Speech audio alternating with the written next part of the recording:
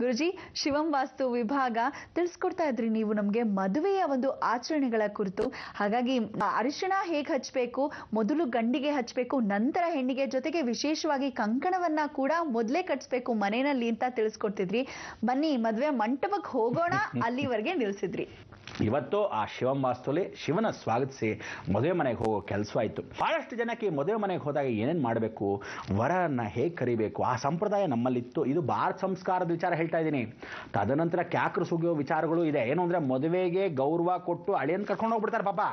ಆದರೆ ನಾಳೆ ದಿವಸ ಅಳಿಯ ಕೈ ಕೊಟ್ಟು ಇನ್ನೊಬ್ಬಳನ್ನ ಆಲ್ರೆಡಿ ಇಟ್ಕೊಂಡಿರ್ತಾನೆ, ಇವಳಿಗೆ ಸುಮ್ಮನೆ ಕಟ್ಕೊಳ್ಳೋಕೆ ನಾಟಕಕ್ಕೋಸ್ಕರ ದುಡ್ಡುಗೋಸ್ಕರ ಬಂದಿರ್ತಾನೆ ಅಂದವನ್ನ ಏನು ಮಾಡಬೇಕು, ಕಾಲಲ್ಲಿರೋದು ಹೊಡಿಬೇಕು. ಏನಂತೀರಾ?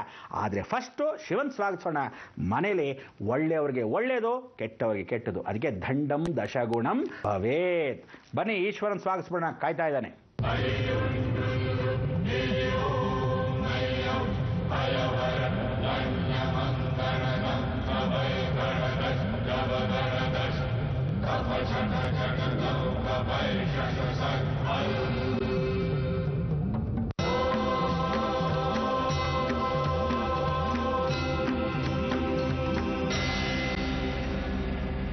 ವೀಕ್ಷಕರೇ, ಈ ಕಾರ್ಯಕ್ರಮವನ್ನು ನೋಡ್ತಾ ಇರೋದು ಬಹಳ ಸಂತೋಷವಾಗ್ತಾ ಇದೆ.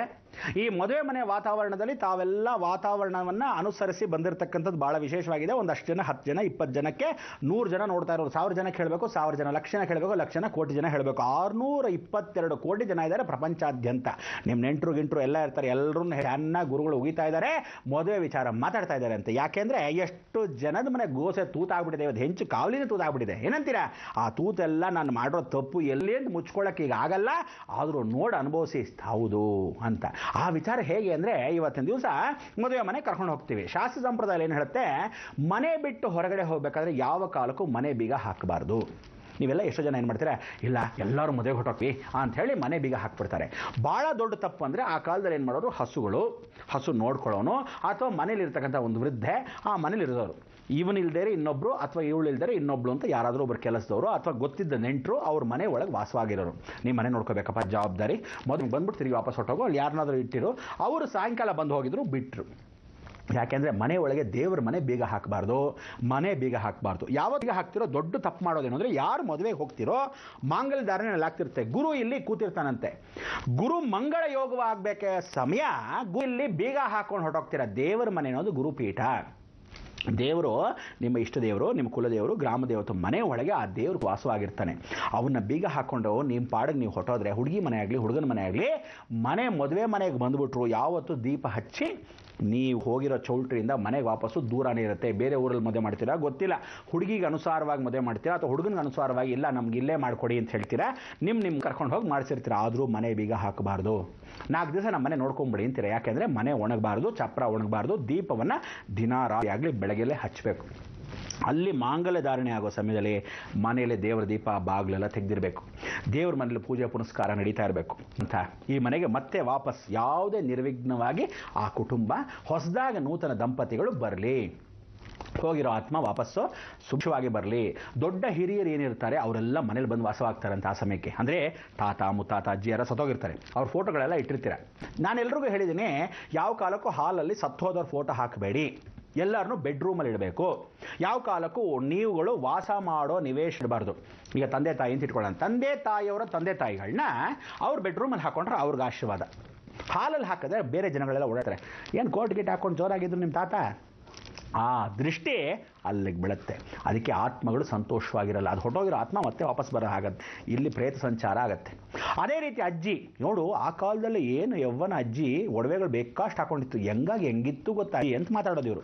ಹಾಗೆ ಯಾವುದೇ ಹೋದವ್ರನ್ನ ಆ ರೀತಿ ಮಾತಾಡೋದಾಗಲಿ ಅಥವಾ ಚಿಕ್ಕ ವಯಸ್ಸಿನ ಯಾವನೋ ಆಕ್ಸಿಡೆಂಟ್ ಆಗಿ ಸತ್ತು ಹೋಗಿದ್ದವನಾಗಲಿ ಈ ಹಾಲಲ್ಲಿ ಹಾಕ್ಕೊಂಡಾಗ ಅದೊಳ್ಳೆ ಮನೆಗೆ ಹೊಡೆಯುತ್ತೆ. ಯಾವತ್ತೂ ಬೆಡ್ರೂಮಲ್ಲಿ ಇರಬೇಕು.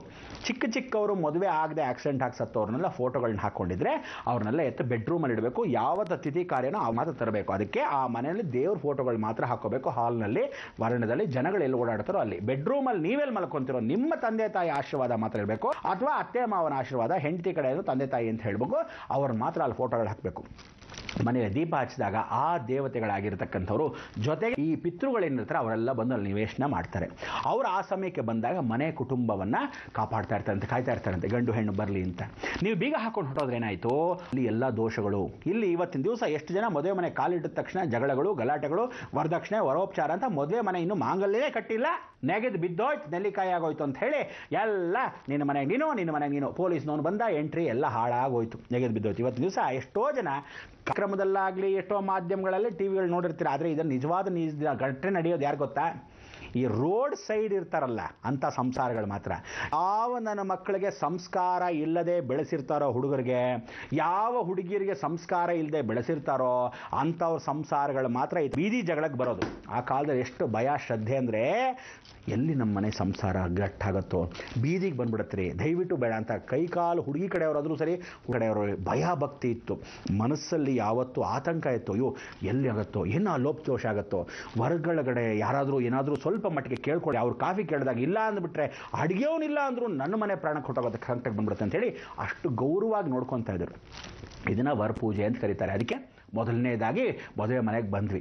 ಮದುವೆ ಮನೆಗೆ ಬಂದ ತಕ್ಷಣ ಫಸ್ಟ್ ತಿಳ್ಕೊಳ್ಳಿ, ಹುಡುಗಿ ಮನೆ ಕಡೆಯವರು ಆರತಿ ಎತ್ತಬೇಕು. ಹುಡುಗಿ ಯಾವತ್ತೂ ಕಾಣಬಾರ್ದು.